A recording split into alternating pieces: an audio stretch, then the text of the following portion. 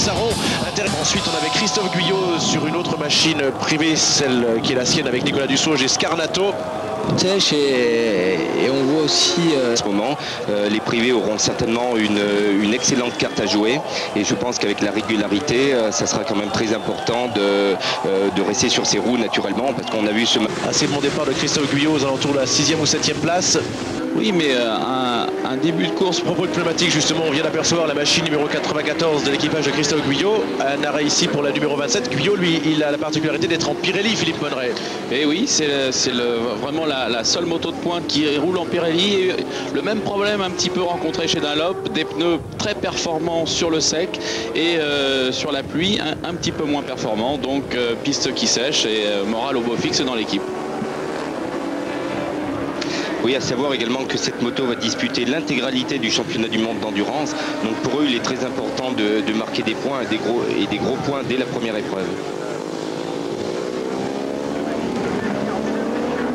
Donc un championnat du monde d'endurance qui va reprendre un petit peu de couleur cette année, dans la mesure où le groupe Flamini maintenant a essayé de promotionner ce championnat. Il y aura 8 épreuves avec des équipages engagés à l'année et puis naturellement d'autres motos qui viendront se greffer sur chaque épreuve.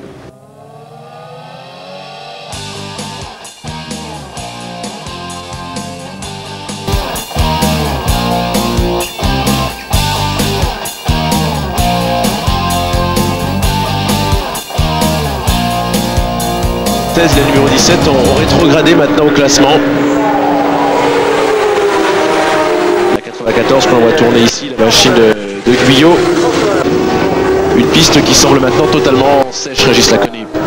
oui, une piste complètement sèche et on voit aussi directement quand même les pilotes Michelin aussi qui sont très très rapides. Donc on doit bien se rendre compte que Michelin a dû bien travailler aussi au niveau des essais parce qu'apparemment ils sont tout de suite, en tout cas d'après les motos, tout de suite devant.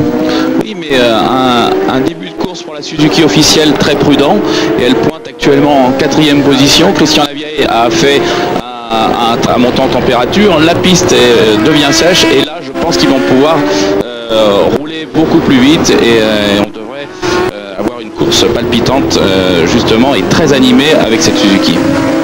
À une heure de course passée pour l'instant dans ces 24 heures du Mans. Dominique Saron est parti dans les stands du côté de chez Yamaha pour voir un petit peu ce qui s'est passé pour les deux machines et Dieu sait qu'il s'est passé pas mal de choses depuis le moment où Brian Morrison menait la course. Ici donc la 94 et la Suzuki numéro 0.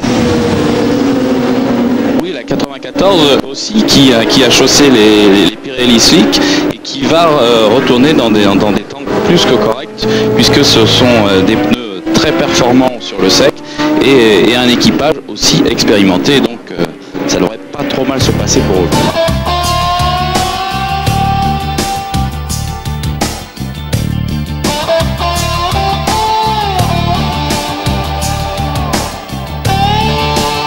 Et c'est ensuite une Kawasaki, celle de Christophe Guyot, la numéro 94 qui est en 3e position devant la Kawasaki Motoshop 35.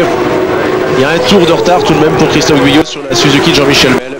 Et cette Kawasaki numéro 94 chaussée de pneus Pirelli, une très bonne équipe privée qu'on retrouve aussi aux avant-postes parce que cette équipe a été très très prudente pendant la première heure et demie de course. Vous parliez des Pirelli.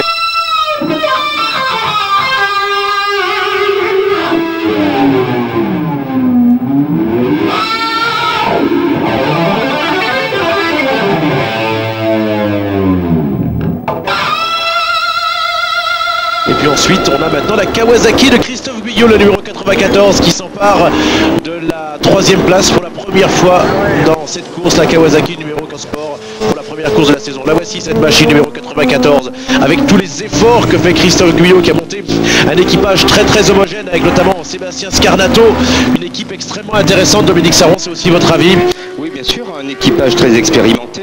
Christophe Guyot s'est parfaitement managé et organisé les épreuves de 24 heures maintenant, puisqu'ils sont régulièrement aux avant-postes et figurent toujours parmi les meilleurs privés, si ce n'est en bagarre avec les motos officielles. Donc avec Scarnato et Nicolas Dussauge, je crois qu'ils feront un équipage très homogène.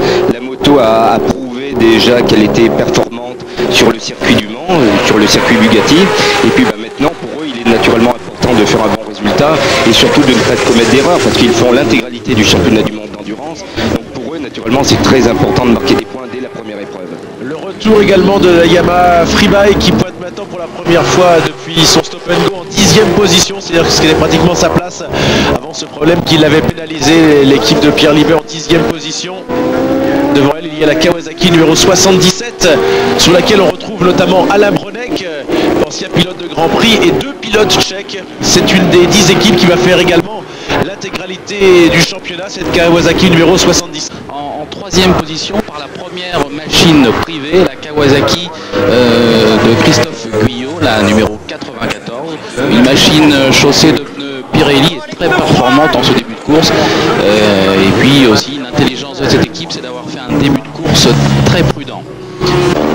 Oui, la numéro 94, donc la Kawasaki privée, qui veut vraiment jouer une carte, non pas de la sécurité, mais une carte sur le résultat en fin d'épreuve. Christophe Guyot m'a confié tout à l'heure qu'ils allaient faire le maximum pour de toute manière essayer de décrocher au moins le podium, sachant qu'ils avaient terminé à plusieurs reprises 4e. Donc la 4e place, ça ne lui convient plus, il veut vraiment essayer d'assurer un podium. En 4e position, eh bien, une machine qu'on est habitué à voir aux avant-postes. Il s'agit de la numéro 94. C'est celle du team Guyot. Elle roule avec des pneus Pirelli.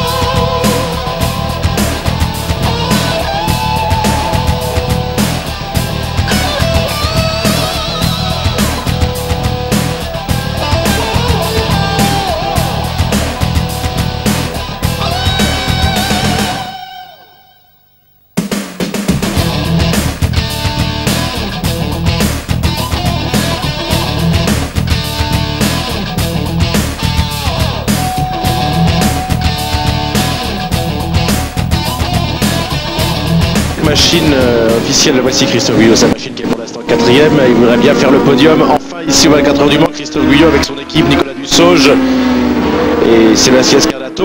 Donc chaque machine japonaise a engagé une seule machine, et encore Christian Bourgeois par exemple annoncé chez Kawasaki avoir mis un bon moment à trouver l'argent nécessaire pour faire le Mans et le Bol d'Or. On annonce 5,5 millions de francs pour faire ces 2 épreuves. À un moment, il dit même, Christian Bourgeois, qu'il avait même pensé renoncer. Est-ce que vous pensez que c'est vrai, Eric? Oui, enfin, il faut toujours se méfier un petit peu des propos génériques des team managers. Ça fait toujours partie un petit peu de l'intox. Maintenant, ce qui est certain, c'est que la conjoncture actuelle, même si le marché de la moto se porte excessivement bien, par exemple l'équipage de la 94, de la Kawasaki 94 de Christophe Guyot. Christophe Guyot est 4e. C'est absolument un résultat qui est très bon en soi sur cette épreuve des 24 heures du Mans, mais il est d'autant plus performant ce résultat que Christophe, lui, et toute son équipe vont être engagés sur la totalité du championnat du monde.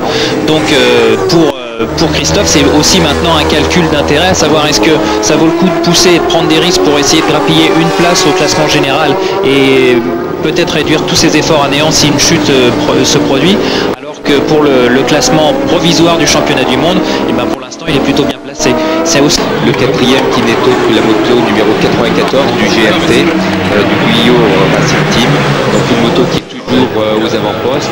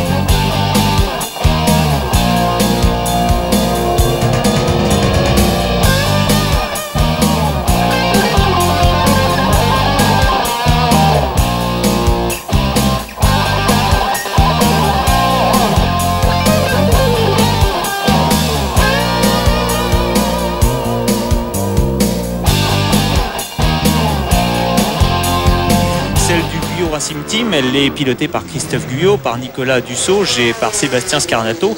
Et bien cette machine ne s'est arrêtée que 22 fois et 20 minutes et 22 secondes au stand, ce qui est un véritable exploit puisque si on cherche dans les tablettes un petit peu plus loin, la deuxième machine s'est arrêtée 10 minutes de plus, comme quoi la régularité est vraiment payante. Elle occupe la 4e position. Et en 5e position, c'est une Honda RC45, une vieille moto, c'est le numéro 14.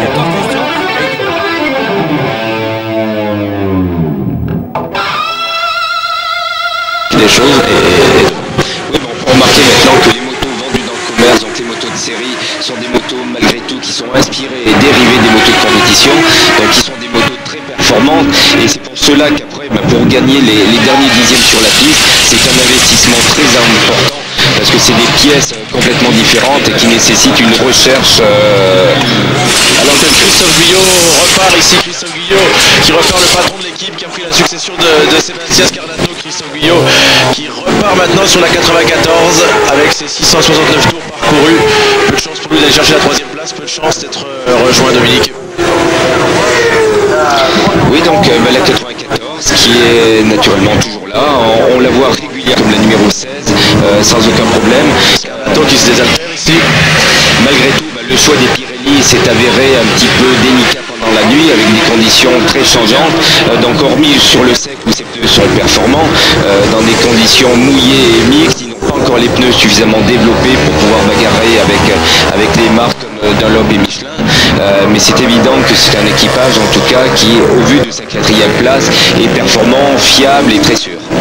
Oui, Christophe Guyot qui a aussi une double casquette puisqu'il est team manager de son team, pilote, et quand on va le voir, il a toujours autant d'enthousiasme et il a passé une nuit difficile, mais il est en pleine forme. Et il va même commenter 4 ou 5 courses de changement de Superbike avec nous sur Eurosport cette saison, Christophe Guyot.